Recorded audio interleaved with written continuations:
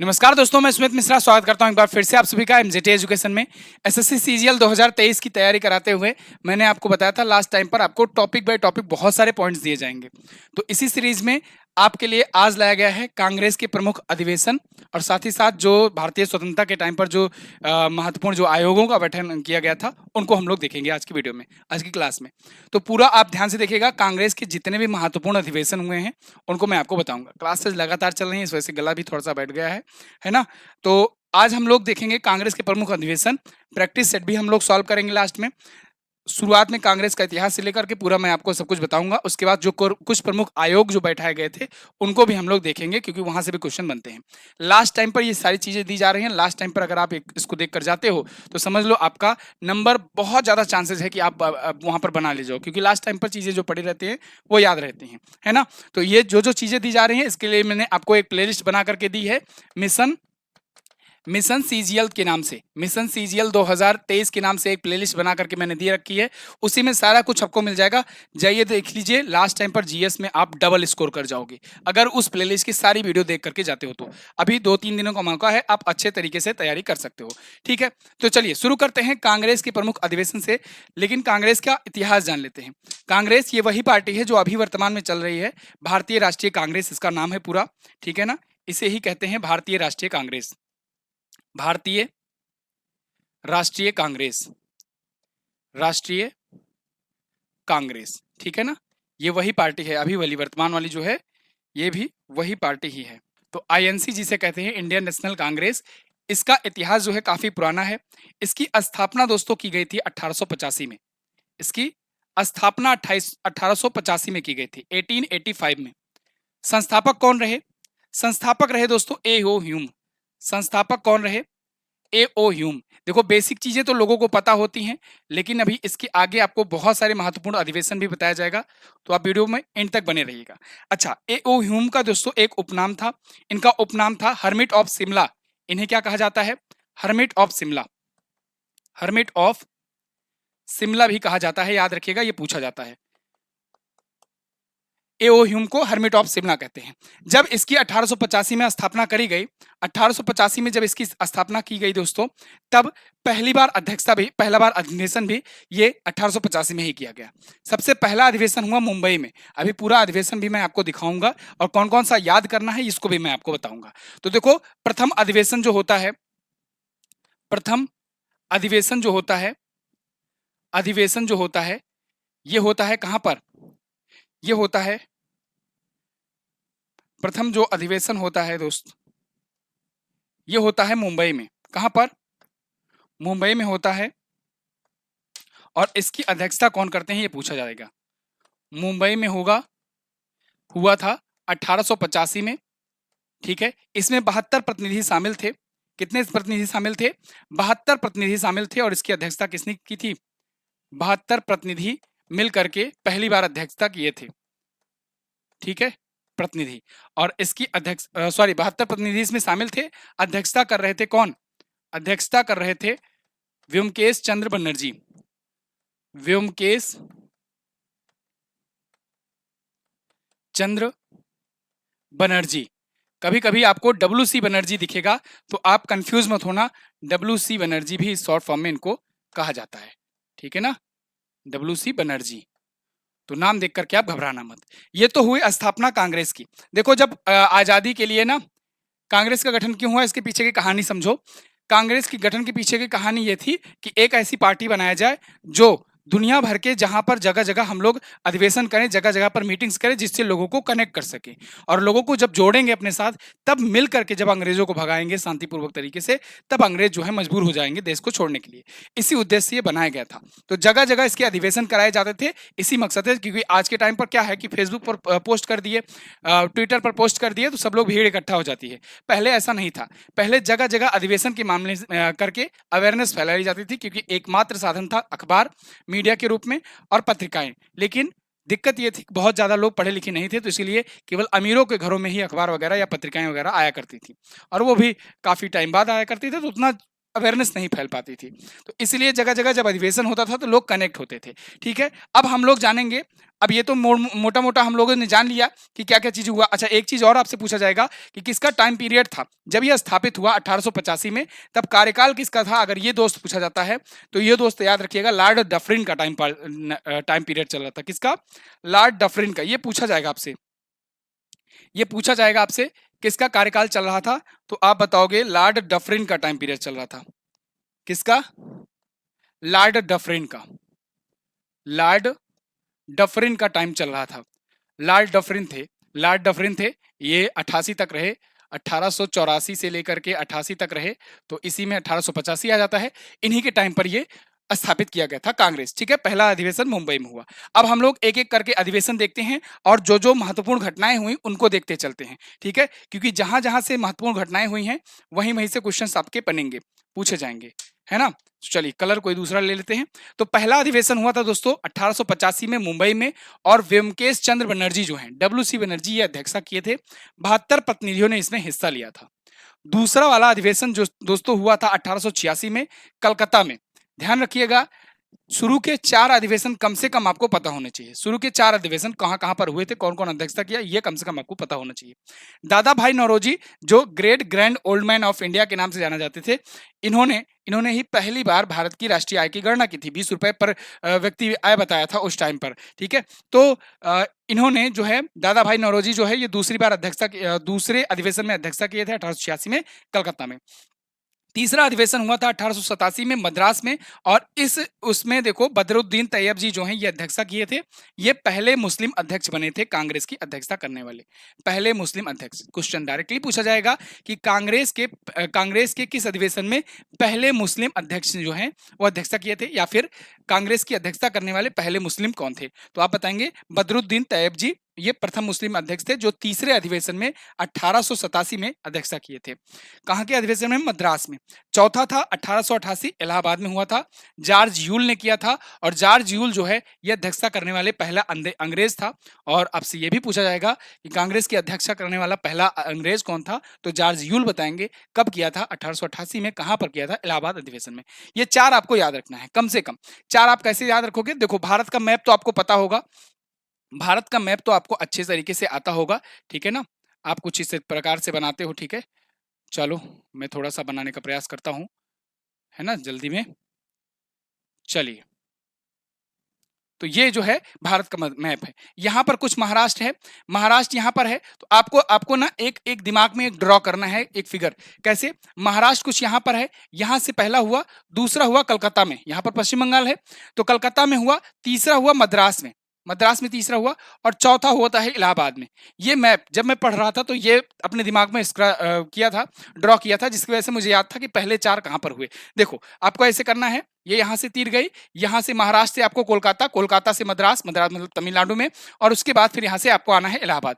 ये अगर आप बनाए रहोगे तो ये 4 जो है कहाँ पर हुआ था पहला, कभी नहीं भूलोगे आप, ठीक है? मुंबई, फिर कोलकाता, कोलकाता से मद्रास, उसके बाद फिर कहाँ पर? इलाहाबाद में। ये चारों याद हो गया। आगे बढ़ते हैं, अभी प्रैक्टिस सेट भी आपको कराया जाएगा सब। चलो, 12वां इसके बाद इंपॉर्टेंट है। देखो, जो इंपॉर्टेंट है वही मैं आपको बताऊंगा, फालतू का जिससे समय न लॉस हो आपका। टोटल टोटल अगर बात किया जाए 1885 से लेकर के 1950 तक के अगर अधिवेशन की बात की जाए, तो टोटल 57 अधिवेशन हुए थे। 57 अधिवेशन टोटल हुए थे, लेकिन आपको 57 याद नहीं करने हैं। जहां जहां पर मेन मेन घटनाएं, बड़ी बड़ी घटनाएं होती, उन्हीं को याद करना है। 12वां अधिवेशन हुआ था 1896 में कलकत्ता में, कलकत्ता में हुआ था, और रहीमतुल्लाह सयानी इसके अध्यक्ष थे। यहीं पर पहली बार वंदे मातरम गीत गाया गया था। वंदे मातरम आपको पता है, ये भारत का राष्ट्रीय गीत बन चुका है, राष्ट्रीय गीत है। और मैंने आपको बताया है पॉलिटी के कोर्स में कि जब 2450 आया, यानी कि आज़ादी के 2 दिन पहले, उसी दिन भारत को अपना राष्ट्रपति मिला, उसी दिन भारत को अपना राष्ट्रीय गीत मिला, उसी दिन भारत को अपना राष्ट्रीय चिन्ह मिला, उसी दिन भारत को अपना राष्ट्रगान मिला है, ठीक है ना? तो आप 24 जनवरी 1950 का दिन बहुत इंपॉर्टेंट है, इसको याद रखिएगा, 2 दिन पहले आज़ादी की, ठीक है? तो राष्ट्रीय गीत मिला वंदे मातरम।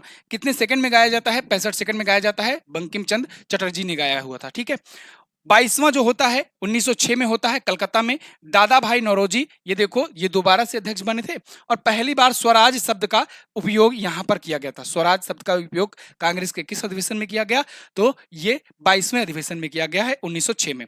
1905 में, इससे पहले दोस्तों इसका बंगाल का विभाजन हुआ था, ये भी याद रखिएगा। 1905 में बंगाल का विभाजन हुआ था, बंगाल का विभाजन हुआ था लॉर्ड कर्जन के टाइम पर।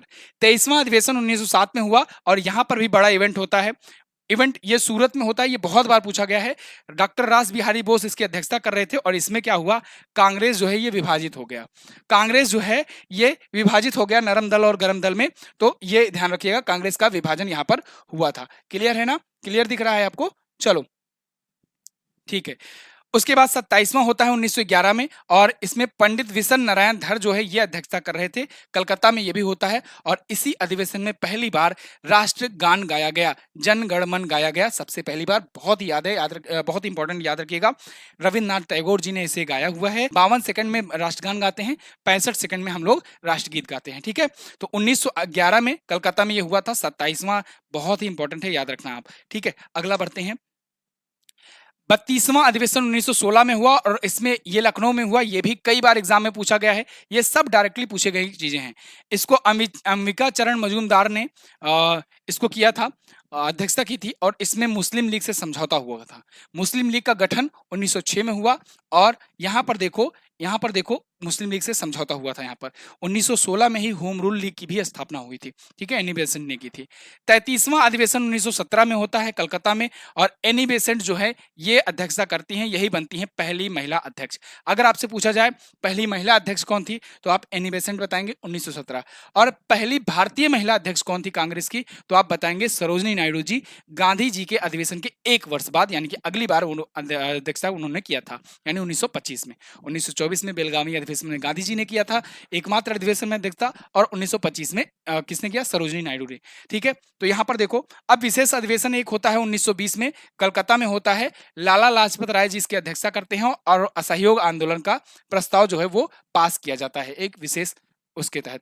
इसके बाद असहयोग आंदोलन शुरू हो जाता है और 2 वर्षों तक चलता है, चौरा चौरी घटना तक। ठीक है, एक और विशेष अधिवेशन 1923 में होता है दिल्ली में। अबुल कलाम आजाद जो है सबसे युवा सदस्य अध्यक्ष बनते हैं। अबुल कलाम आजाद जी आगे चल करके भारत के पहले शिक्षा मंत्री ये बनते हैं आजादी के बाद, और सबसे युवा अध्यक्ष भी कांग्रेस के यही थे।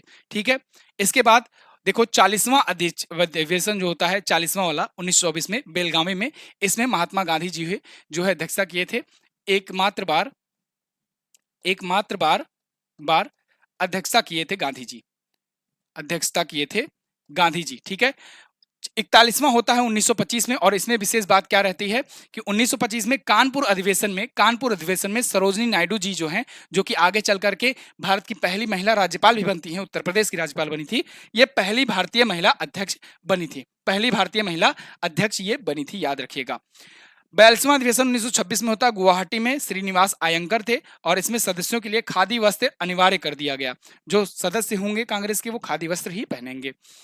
45वां 1929 में होता है और इसमें जवाहरलाल नेहरू जी अध्यक्षता करते हैं। जवाहरलाल नेहरू जी अध्यक्षता करते हैं और इसी में पूर्ण स्वराज की मांग की जाती है। ये वेरी वेरी मोस्ट इंपॉर्टेंट है, इसे याद रखिएगा। कांग्रेस के किस अधिवेशन में पंडित जवाहरलाल नेहरू ने पूर्ण स्वराज की मांग की थी, तो आप बताएंगे 45वें अधिवेशन में 1929 में किया गया था। ठीक है, ये डायरेक्टली एग्जाम में पूछा गया है। कहां पर कांग्रेस के किस अधिवेशन में किया गया है, कहां के अधिवेशन में, तो कांग्रेस के लाहौर अधिवेशन में। लाहौर पाकिस्तान में पड़ता है आज के टाइम पर, तब तो भारत में ही था। 46वां अधिवेशन 1931 में होता है, कराची में ये होता है, सरदार वल्लभ भाई पटेल, और इसी में इन्होंने मौलिक अधिकारों की मांग की थी। आगे जब कमेटी बैठाई जाती है तो मौलिक अधिकार कमेटी के अध्यक्ष भी इन्हीं को बनाया गया था। ठीक है, प्रांतीय समिति और मौलिक अधिकार समिति दोनों की अध्यक्षता वल्लभ भाई पटेल जी कर रहे थे। 51वां 1937 में फैजपुर में होता है। जवाहरलाल नेहरू एक बार फिर से अध्यक्षता करते हैं और ये गोवा में आयोजित पहला अधिवेशन रहता है। 52वां हरिपुरा अधिवेशन, ये बहुत इंपॉर्टेंट है। 52वां और 53वां दोनों में अध्यक्षता सुभाष चंद्र बोस जी ने की थी। लगातार बैक टू बैक कोई अध्यक्ष बना हो, ये पहली बार आपको देखने को मिलेगा। बैक टू बैक कोई भी अध्यक्ष लगातार नहीं बना था। हालांकि जवाहरलाल नेहरू वगैरह ये लोग कई बार अध्यक्ष बने थे और दादा भाई नौरोजी भी बने थे, 3 से 4 बार बने थे, लेकिन लगातार 2 बार कोई नहीं बना था। सुभाष चंद्र बोस जी हरिपुरा अधिवेशन में बने थे और उसके बाद त्रिपुरी अधिवेशन में फिर से चुने गए। लेकिन इस बार क्या हुआ कि इनका कोई सुन नहीं रहा था यहाँ पर, उनकी विचारधारा अलग थी कांग्रेस की, इनकी विचारधारा अलग चल रही थी, तो इसी वजह से इन्होंने इस्तीफा दे दिया और उसके बाद इन्होंने ही फॉरवर्ड ब्लॉक की स्थापना की। फॉरवर्ड ब्लॉक की स्थापना की, ठीक है, फॉरवर्ड ब्लॉक की जाकर के स्थापना की और अपनी टीम बनाना शुरू कर दिए, ठीक है, ड्रीम 11 वाली टीम नहीं, ठीक है, देश को आजाद करने के लिए टीम। चलो, तो 1938 में और 1939 में सुभाष चंद्र बोस जी जो हैं ये इसकी अध्यक्षता कर रहे थे, क्लियर है। इसके बाद 55वां अधिवेशन 1946 मेरठ में, याद रखना है, जेबी कृपलानी जो है ये इसकी क्या कर रहे थे, अध्यक्षता कर रहे थे और आजादी के समय तक भी यही अध्यक्ष थे। 1946 से 1947 तक यही अध्यक्ष हुआ करते थे। तो आपसे पूछा जाएगा आजादी के समय कांग्रेस के अध्यक्ष कौन थे, तो आप बताएंगे जेबी कृपलानी थे, ठीक है। इसके बाद पूछा जाएगा आपसे कि 1950 में जब देश गणतंत्र हुआ, या कहें आखिरी वाला जो आजाद भारत का आखिरी वाला जो अधिवेशन था 57वां अधिवेशन, उसमें वो कहां पर किया गया, नासिक में आखिरी वाला। पुरुषोत्तम दास टंडन जी जो हैं ये बनाए गए क्या, ये बनाए गए क्या, ये बनाए गए लास्ट वाले कांग्रेस अधिवेशन के अध्यक्ष। गोवा में आयोजित ये, सॉरी ये यहाँ पर गलत लाइन लिखी उठी है, ठीक है, गोवा में नहीं, ये नासिक में आयोजित हुआ था, ठीक है, नासिक पड़ता है महाराष्ट्र में, है ना, महाराष्ट्र में नासिक पड़ता है, जहां से गोदावरी नदी निकलती है और जहां पर दोस्तों होता है पवित्र कुंभ का आयोजन, ठीक है। चलो, तो 1950 देखो, तो 1950 तक कितने अधिवेशन हुए, 57 अधिवेशन टोटल हुए, 57 अधिवेशन टोटल हुए, क्लियर है, इतना समझ में आ गया। ये कांग्रेस के प्रमुख अधिवेशन थे, इनका भी हम लोग प्रैक्टिस सेट भी सॉल्व करेंगे। लेकिन उससे पहले मैं बता दूं, अगर आपका कोई छोटा भाई, आपका कोई यार दोस्त रिश्तेदार, आपकी कोई बहन, छोटी बहन, अगर वो लोग का सपना है खाकी उसमें यूपी पुलिस में जाने के लिए, तो बहुत बड़ी वैकेंसी आ रही है 52,699 प्लस पद की। इसके लिए खाकी बैच लाया गया है एमजेटी एजुकेशन के द्वारा। क्वालिटी एजुकेशन अगर आपको चाहिए, अगर आप भीड़ भाड़ से, धक्का मुक्की से हट करके एक अच्छे तरीके से अपना कंपटीशन देखते हुए अपने अच्छे तरीके से आप अगर ज्वाइनिंग लेना चाहते हो, कम समय में, कम लागत में और बहुत ही बेहतरीन तैयारी के साथ, तो आप ये बैच जरूर ज्वाइन करो। देखो, हमारी संस्था जो है बहुत बड़ी संस्था नहीं है, उभरती हुई संस्था है, लेकिन ये दावा जरूर करता हूं कि आपको कंटेंट के मामले में कभी कमी देखने को नहीं मिलेगी, चाहे वो वीडियो कोर्स हो, चाहे वो वीडियोज हो यूट्यूब का, तो कंटेंट जो है आपको दमदार मिलेगा और कंटेंट ही एग्जाम में क्वेश्चन में पूछा जाता है। ये नहीं देखते कि आप कितनी बड़ी कोचिंग से पढ़ के आए हो। तो अभी डिस्काउंट भी चल रहा है, उसको ज्वाइन कीजिए। और जिनको डिटेल में इतिहास और भूगोल या मतलब जो भी जीएस का सब्जेक्ट पढ़ना है, वो जीएस सफलता बैच ज्वाइन करेंगे। अब यहाँ पर हम लोग प्रमुख आयोगों की बात करेंगे, प्रमुख जो आयोग बैठाए गए थे उनकी बात करेंगे, जो स्वतंत्रता में अहम भूमिका निभाए थे। देखो, मैंने आपसे वादा किया था कि सीजीएल एग्जाम में लास्ट तक मैं आपका साथ दूंगा, लास्ट तक मैं आपको कुछ ना कुछ ऐसे कंटेंट देते रहूंगा जिससे आपको लास्ट टाइम पर आपके लिए मतलब इतना आसान हो जाए चीजें कि आप उनमें से पढ़ के जाओ और डायरेक्टली क्वेश्चन देखने को मिल जाए। और आपका एग्जाम है 14 तारीख को, तो देखो यहाँ पर चीजें आपके लिए दिया जा रहा है और यहाँ पर ऐसी ऐसी चीजें आपको मिल रही हैं जो आपको डायरेक्ट एग्जाम में देखने को मिलेगी। आज से अगले 3 दिन तक इतने टॉपिक मैंने बना रखे हैं कि आपको मजा ही आ जाएगा, समझो, ठीक है। बस आपको सब्सक्राइब करके जुड़े रहना इस चैनल पर। तो देखो, हंटर आयोग जो है इसका कब गठन किया गया था, 1882 में। विलियम हंटर जो थे ये इसके अध्यक्ष थे। इस टाइम पर कौन रहा होगा, Ripon, Lord Ripon, Lord Ripon का ये टाइम पीरियड था, लॉर्ड रिपन। अगर आपको याद आ रहा हो तो 1881 में ही तो रेगुलर जनगणना शुरू हुई थी। लॉर्ड मेयो के टाइम पर 1872 में जनगणना की शुरुआत हुई और 1881 में लॉर्ड रिपन के टाइम पर रेगुलर जनगणना की शुरुआत हुई, ठीक है ना। और सिंचाई आयोग कब गठन किया गया, 1901 में किया गया। 1901 में ही नोबेल पुरस्कारों की शुरुआत हुई और वोल्विन स्कॉट जो है यहाँ पर इसके अध्यक्ष बनाए गए। साइमन कमीशन, साइमन आयोग जो है ये बहुत ही इंपॉर्टेंट है। साइमन कमीशन, इसका गठन अभी देखो, अभी अभी ये पूछा गया था UP triple SC VDO exam में, UP triple SC VDO exam में पूछा गया था साइमन आयोग, ठीक है। और यहाँ पर डायरेक्टली दिया गया था 1927। तो ये 1927 में अध्यक्षता की गई थी। बहुत लोगों को 1928 याद आ रहा था, लेकिन 1928 ऑप्शन में ही नहीं था। 1928 में ये साइमन कमीशन भारत आया था, ठीक है। जब जब यहाँ पर लाला लाजपत राय जी को लाठी लगी थी और वो विरोध कर रहे थे, तो लाठी लगी थी, गो बैक साइमन कमीशन कह रहे थे, नारा लगा रहे थे और लाठी लगी थी और उनकी मृत्यु हो गई थी। तो 1928 में आया था, लेकिन गठन 1927 में ही कर दिया गया था, ठीक है। तो जॉन साइमन जो है ये इसके अध्यक्ष बनाए गए थे। साइमन कमीशन आया था, ठीक है। यूपी ट्रिपल एससी वीडियो के एग्जाम में अभी पूछा गया था 2023 में, वीडियो री एग्जाम में। चलो, लिन लिथिगो आयोग जो है ये भी इंपॉर्टेंट है, ये 1928 में आया। लिन लिथिगो इसके अध्यक्ष बनाए गए थे। क्रिप्स आयोग, क्रिप्स आयोग ये इंपॉर्टेंट है। क्रिप्स आयोग दोस्तों 1942 में हुआ था। याद हो 1942 में ही 8 अगस्त को गांधी जी ने भारत छोड़ो आंदोलन शुरू किया था और करो या मरो का नारा दिया था। स्टेफोर्ड क्रिप्स जो हैं ये इसके अध्यक्ष बनाए गए। सबसे इंपॉर्टेंट आया कैबिनेट मिशन। कैबिनेट मिशन या कैबिनेट आयोग, कैबिनेट कमीशन जो आया 1946 में, और इसी के तहत पेंथिक लॉरेंस, स्टेफोर्ड क्रिप्स और एबी अलेक्जेंडर, इन तीनों ने मिलकर, ये देखो स्टेफोर्ड क्रिप्स भी इसमें शामिल थे, पेंथिक लॉरेंस भी शामिल थे और एबी अलेक्जेंडर भी शामिल थे। इन तीनों ने मिलकर के क्या किया? इन तीनों ने मिलकर के संस्तुतियां दी जिसके आधार पर संविधान सभा का गठन किया गया था, और वही संविधान सभा जो है वो आगे चल करके संविधान का निर्माण करती है। तो ये तीनों भी आप याद रखेंगे। 1946 में कैबिनेट आयोग का, कैबिनेट कमीशन का गठन किया गया था। क्लियर है? समझ में आया आपको? चलो अब हम लोग प्रैक्टिस सेट सॉल्व करेंगे। चलो फटाफट से आप आंसर करते रहो, उसके बाद कम समय में आपको देखो ये पूरा का पूरा कंटेंट मिल जा रहा है। पहला क्वेश्चन, निम्न में से पहला अधिवेशन किस वर्ष किया गया था? तो दोस्तों कांग्रेस का पहला अधिवेशन 1885 में किया गया। 1885 में किया गया, और कौन थे अध्यक्ष? तो आप बताएंगे WC बनर्जी। WC बनर्जी जो हैं ये अध्यक्ष इसके थे। इसके बाद अगला क्वेश्चन, निम्न में से तीसरे अधिवेशन के अध्यक्ष कौन थे? तीसरे अध्यक्ष कौन थे बताइए, कमेंट कीजिएगा। तीसरे अध्यक्ष, तो आप देखिए पहला अध्यक्ष कौन था? पहले अध्यक्ष WC बनर्जी थे। दूसरे अध्यक्ष कौन थे? दादा भाई नौरोजी थे। दूसरे अध्यक्ष कौन थे? दादा भाई नौरोजी। और तीसरे अध्यक्ष थे बदरुद्दीन तैयब।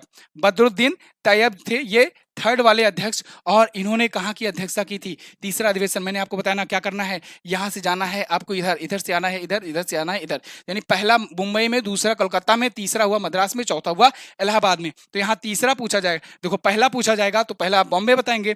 तीसरा अगर पूछा जाए, देखो पहला यहाँ पर है, यहीं पर लिख दो बम्बई, ठीक है ना, बम्बई। और दूसरा अगर पूछा जाए तो दूसरा बम्बई से कहां पर आओगे? बम्बई से कहां पर जाओगे? पहले कलकत्ता, ठीक है, कलकत्ता जाओगे, कलकत्ता जाओगे, है ना। और उसके बाद कहां पर आओगे? मद्रास जाओगे, मद्रास जाओगे।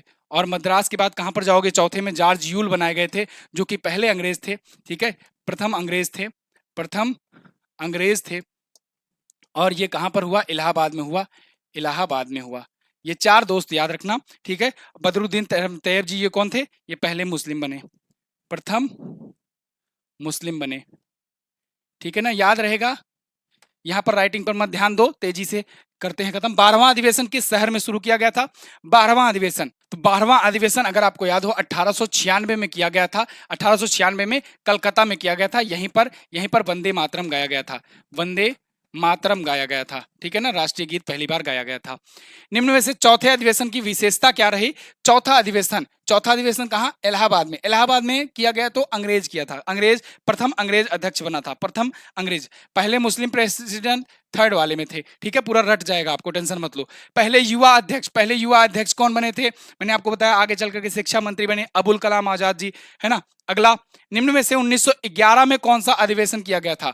1911 में कौन सा अधिवेशन किया गया था? तो 1911 में दोस्तों 27वां अधिवेशन किया गया था। इससे टफ क्वेश्चन नहीं बना सकता है कोई भी जो आपका जो एग्जाम कराने वाली संस्था हो, इससे टफ क्वेश्चन नहीं बनाया जा सकता है, टफेस्ट बनाया गया है। 1911 में 27वां अधिवेशन किया गया था, और इसमें कौन थे? पंडित बिशन नारायण धर, पंडित बिशन नारायण धर, बिशन नारायण धर थे इसके अध्यक्ष। और क्या हुआ था विशेषता? जन गण मन गाया गया था, जन गण मन गाया गया था। अब तो याद हो गया होगा कहां पर किया गया था अधिवेशन? ये कलकत्ता में, कलकत्ता में ये अधिवेशन किया गया था। क्लियर है ना, कलकत्ता में किया गया था। हंटर आयोग की स्थापना कब की गई? हंटर आयोग, हंटर कमीशन की स्थापना कब की गई? 1882 में लाया गया था। 82 में लॉर्ड रिपन थे, लॉर्ड रिपन के टाइम पर थे, रिपन के टाइम जो है कार्यकाल इनका चल रहा था। अगला, हंटर आयोग के अध्यक्ष कौन थे? तो हंटर आयोग के अध्यक्ष कौन थे? William Hunter. कौन थे? विलियम हंटर थे। निम्न में से 1901 में कौन से आयोग की गठन की गई? 1901 में कौन सा आयोग गठन किया गया था? तो कौन सा किया गया था? तो दोस्तों आप बताएंगे सिंचाई आयोग का गठन किया गया था, सिंचाई आयोग का किया गया था। और लॉर्ड वेल्विन जो है, लॉर्ड वोल्विन जो है, वोल्विन, ये इसके अध्यक्ष थे। अगला, निम्न में से 57वां अधिवेशन की स्थापना कब हुई? 57वां अधिवेशन यानी लास्ट वाला अधिवेशन दोस्तों 1950 में किया गया था। कहां पर किया गया? नासिक में किया गया, नासिक में किया गया। और अध्यक्ष कौन थे? अध्यक्ष कौन थे आप मुझे कमेंट करके बताओगे, इसके लास्ट वाले अधिवेशन के अध्यक्ष कौन थे, ठीक है। और 1929 में कौन सा अधिवेशन हुआ? 1929 में अधिवेशन, 1929 में ही आपको याद हो 1929 में ही क्या किया गया था? यहाँ पर पूर्ण स्वराज की मांग की गई थी, ठीक है। पूर्ण स्वराज की मांग की गई थी, पूर्ण स्वराज की मांग की गई थी। और ये कौन सा अधिवेशन था? ये था 45वां अधिवेशन, 45वां अधिवेशन था ये, ठीक है। और जवाहरलाल नेहरू जी जो हैं, जवाहरलाल नेहरू जी जो हैं, ये अध्यक्षता कर रहे थे, ठीक है ना। 1929 में कहां पर हुआ था? लाहौर में हुआ था, लाहौर में हुआ था। याद रखना, अगर आपसे पूछा जाए सबसे ज्यादा अधिवेशन कहां पर हुए, सबसे ज्यादा अधिवेशन कहां पर हुए, तो आप क्या बताओगे? सबसे ज्यादा अधिवेशन कहां पर हुए? सबसे ज्यादा अधिवेशन कहां पर हुए? तो आप बताओगे कहां पर हुए? अधिवेशन हुए कोलकाता में, कोलकाता में, ठीक है ना। कोलकाता में कितने हुए भैया? 10 अधिवेशन सबसे ज्यादा हुए। दूसरा सबसे ज्यादा अधिवेशन कहां पर हुआ? दूसरा सबसे ज्यादा अधिवेशन हुआ मद्रास में, मद्रास में, मद्रास में कितने हुए? 7 अधिवेशन हुए थे, ठीक है ना। तो ये दो चीज आप और याद रखिएगा। This is the end of the video. I hope you like the video. अगर वीडियो पसंद आई है इसको फैला दो, शेयर कर दो। और मैंने आपको जो प्लेलिस्ट बना करके दी है एसएससी सीजीएल के लिए, मिशन एसएससी सीजीएल, उसकी सारी वीडियोस को देख डालो। उसमें ऐसे ही ऐसे धुआंधार वीडियो आ रहे हैं कम समय में बेहतरीन कंटेंट के साथ। तो सारी वीडियोस देख डालो, बहुत सारे टॉपिक लाइनअप हैं, सभी आपको अगले 3 दिनों में प्रोवाइड किए जाएंगे बैक टू बैक। जीएस सफलता बैच अगर आप लेना चाहते हो, जीएस को एक बार अच्छे तरीके से पढ़ना चाहते हो, चाहे आप आरओ की तैयारी कर रहे हो, चाहे आप वीडियो या वीपीओ जो ग्राम पंचायत अधिकारी आया हो उसकी तैयारी कर रहे हो, या किसी भी अच्छे लेवल में सीजीएल या फिर किसी भी अच्छे लेवल में अगर बेहतरीन ढंग से जीएस पढ़ना चाहते हो, तो आप इस बैच को ज्वाइन कर सकते हो। बीपीएससी वाले भी प्री के लिए ज्वाइन कर सकते हैं, ठीक है। यूपीपीएससी, बीपीएससी ये वाले भी ज्वाइन कर सकते हैं प्री के लिए। तो आप जो है इन सभी सब्जेक्ट को 18 महीने की वैलिडिटी के साथ प्राप्त कर पाओगे। 20% का डिस्काउंट है। आप अगर कूपन कोड यूज करते हो GS20, तो GS20 के तहत आपको 20% का डिस्काउंट मिलेगा। आप जाइए एनजेटी ऐप पर, इसको प्राप्त कीजिए। यहाँ पर व्हाट्सएप का नंबर भी दिख रहा होगा, यहाँ से भी आप संपर्क कर सकते हैं। नहीं दिख रहा है नंबर, कोई बात नहीं, डिस्क्रिप्शन में नंबर है, आप वहां से संपर्क कर सकते हैं। बहुत बहुत धन्यवाद यहाँ तक वीडियो देखने के लिए। मिलेंगे अगले क्लास में, तब तक के लिए नमस्कार, जय हिंद, वंदे मातरम। वैसे कमेंट करके भी आप बता सकते हो कौन से टॉपिक पर वीडियो बनाएं अगला, ठीक है। Thank you so much.